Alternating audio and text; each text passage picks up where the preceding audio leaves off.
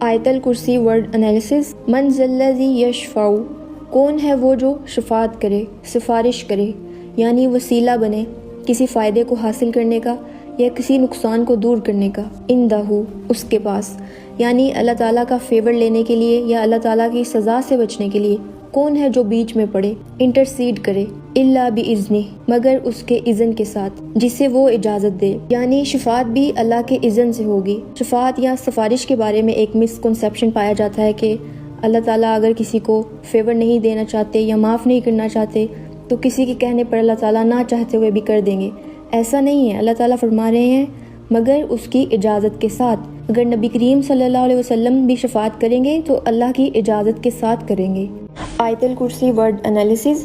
یعلم ما بین ایدیہم، وہ جانتا ہے جو ان کے سامنے ہے، آگے ہے، یعنی مستقبل، فیوچر، وما خلفہم، اور جو ان کے پیچھے ہے، جو گزر گیا، یعنی ماضی۔ وہ لوگوں کا مستقبل اور ماضی جانتا ہے، لوگوں کے سب حالات اسے معلوم ہیں۔ کوئی ماضی میں کیسا تھا، کتنے گناہ کر چکا ہے، وہ مستقبل میں کیسا ہوگا، اللہ کا اچھا بندہ بن جائے گا یا نہیں بنے گا، یہ سب اس کو معلوم ہے۔ کس کی شادی کس سے کروانی ہے، کس کو بچے دینے ہیں، کس کو نہیں دینے، کس کو کیا کریئر دینا ہے، کس کو کیا جاب دینی ہے، یہ سب اللہ کے علم میں ہے۔ وَلَا يُحِيطُونَ بِشَيْءٍ مِّنْ عِلْمِهِ، اور نہیں وہ احاطہ کر سکتے، نہیں وہ گھیر سکتے کسی چیز کو اس کے علم میں سے، الا بما شاء، مگر جو وہ چاہے، یعنی اللہ کے علم میں سے انسان صرف اس چیز کا علم حاصل کر سکتا ہے جو اللہ تعالیٰ انسان کو دے دے۔ اپنی مرضی سے کوئی کچھ نہیں لے سکتا۔ کوئی کتنے ہی دعوے کر لے کہ وہ آپ کا ہاتھ دے کر آپ کا ماضی بتا سکتا ہے، آپ کا فیوچر بتا سکتا ہے،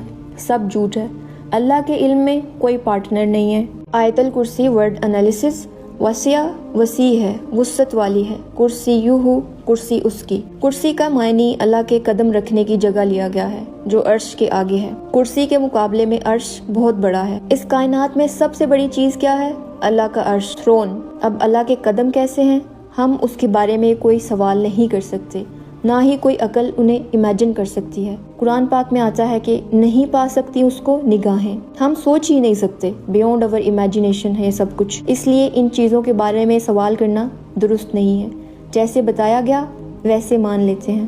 اس کرسی کے مقابلے میں 7 آسمان اور زمینیں ایسے ہیں جیسے صحرا میں پڑی ہوئی ایک رنگ ہو۔ ویسے بھی جو ہماری کائنات ہے اس میں گلیکسیز جو ہیں وہ ایک رنگ کی شکل میں نظر آتی ہیں، اور وہ گلیکسیز بھی لاکھوں کی تعداد میں ہیں، اور یہ سب ساری اکٹھی ہو کر تو یہ کرسی کے مقابلے میں ایسے ہیں جیسے صحرا میں پڑی ہوئی ایک رنگ ہے۔ تو آپ امیجن کریں کہ کرسی کی وسعت کا اندازہ لگائیں، اور پھر اس کے مقابلے میں عرش کتنا بڑا ہے، اور پھر عرش کا مالک ہماری عقل سوچ ہی نہیں سکتی ہے۔ تو وسع کرسیہ السماوات والارض، اس کی کرسی آسمانوں زمین پر چھائی ہوئی ہے۔ اس کی اصل حقیقت تو اب اللہ ہی جانتا ہے۔ آیت الکرسی ورڈ انالیسس۔ اللہ تعالیٰ کی کائنات اس قدر وسیع ہے۔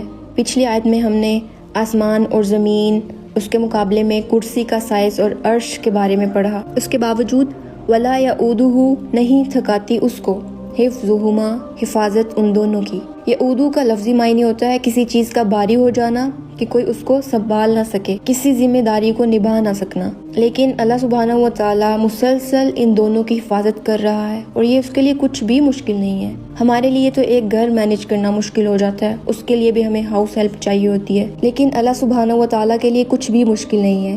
اتنے ڈسپلن وے میں یہ پوری کائنات چل رہی ہے، ہر چیز اللہ تعالیٰ نے مینیج کی ہوئی ہے۔ وَهُوَ الْعَلِيُّ الْعَظِيمُ، اور وہ بہت ہی بلند ہے، بہت ہی عظیم ہے، بلند شان والا ہے۔